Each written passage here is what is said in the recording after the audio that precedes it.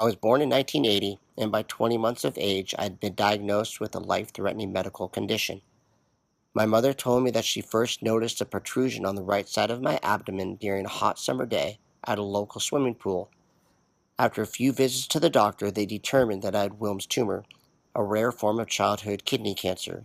I was sent to Children's Hospital of Orange County for surgery, and I began chemotherapy treatment for the first time. I received a special protocol requiring 3 different chemotherapy drugs, which dramatically weakened my immune system.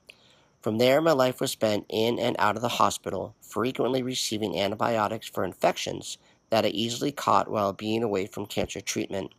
I spent more time in being a patient rather than a child back at home. By the summer of 1984, we learned that the cancer had metastasized to the outer lining of the skull on the left side of my head. Chemotherapy and radiation began yet again.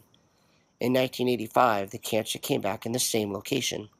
I received another year of aggressive treatment of chemotherapy and maximum radiation to my head after the tumor was removed. In 1986, the cancer returned a third time in the same location.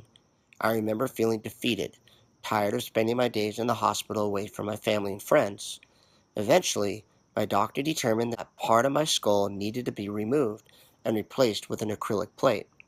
Although I may not remember my first diagnosis at 28 months of age, I do remember the slow and long years of treatment, growing up in the white-walled room of a hospital, and the frustration that I had due to a complete loss of hair. Chemo and radiation became my new normal.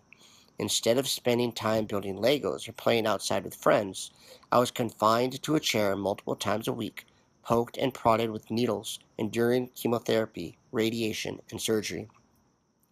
Then Make-A-Wish came along and offered me a chance to be a normal kid for a week.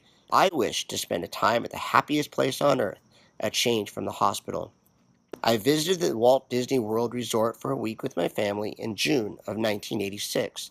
That brought a smile to my parents and family to see me have a time of my life, a time where I could be free and enjoy my life as a little kid. My wish allowed my family and I to spend time together and brought us happiness, joy, and memories for years to come. Today, I stand before you as a 4-time cancer survivor. I've gotten my master's in education and I've been working with children diagnosed with autism disorders.